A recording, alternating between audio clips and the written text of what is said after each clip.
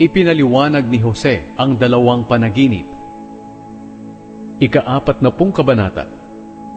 Pagkatapos ng mga nangyaring ito, nagkasala sa Paraon ang pinuno ng mga taga-silbi niya ng alak at pinuno ng mga panadero. Lubhang nagalit ang hari sa dalawan niyang opisyal na ito, kaya ipinabilanggo niya ang mga ito sa bahay ng kapitan ng mga gwardya sa palasyo, kung saan naroon din si Jose na kabilanggo. Si Jose ang katiwala ng kapitan ng mga gwardya na nag-aalaga sa kanila. Nagkasama sila ng matagal sa bilangguan. Isang gabi, nanaginip ang taga-silbi ng alak at ang panadero ng Paraon habang naroon sila sa bilangguan. Ang bawat isa sa kanila ay magkaiba ang panaginip at magkaiba rin ang kahulugan. Kinaumagahan, pagpunta ni Jose sa kanila, nakita niyang nanlulupaypay sila. Kaya tinanong niya sila, "Bakit kayo malungkot?"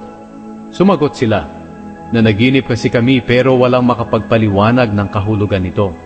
Sinabi ni Jose, "Ang Diyos ang nagbibigay ng kaalaman sa pagpapaliwanag ng kahulugan ng mga panaginip.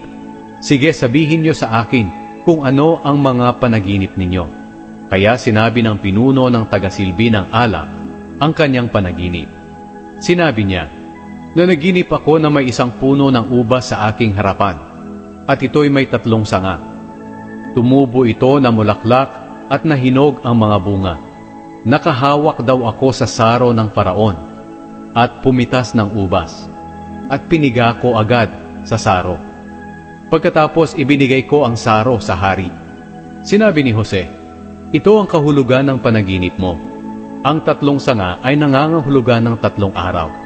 Hindi matatapos ang 3 araw, palalabasin ka ng Paraon sa bilangguan, at pababalikin ka sa trabaho mo bilang taga-silbi ng kanyang alak. Naway alalahanin mo ako kapag nasa mabuti ka ng kalagayan.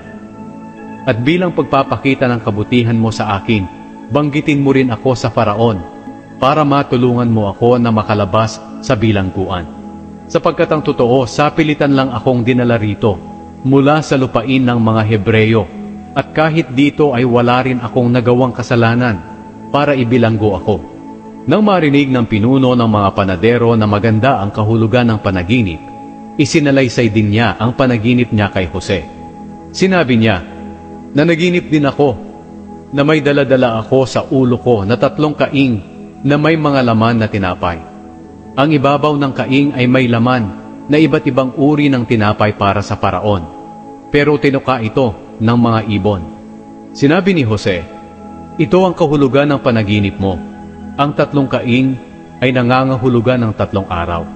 Hindi matatapos ang 3 araw, palalabasin ka ng Paraon sa bilangguan, pero ipapapatay ka niya, at ibibiti ng bangkay mo sa kahoy, at tutukain ito ng mga ibon.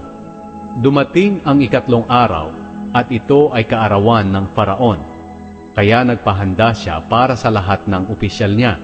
Pinalabas niya sa bilangguan ang pinuno ng mga taga-silbi niya ng alak at ang pinuno ng mga panadero niya, at pinaharap sa kaniyang mga opisyal. Ibinalik niya ang pinuno ng mga taga-silbi ng alak sa kaniyang trabaho, pero ipinapatay niya ang pinuno ng mga panadero, at ibinitin ang bangkay nito sa puno. Nangyari lahat ang sinabi ni Jose sa kanila, pero hindi naalala ng pinuno ng mga taga-silbi ng alak si Jose.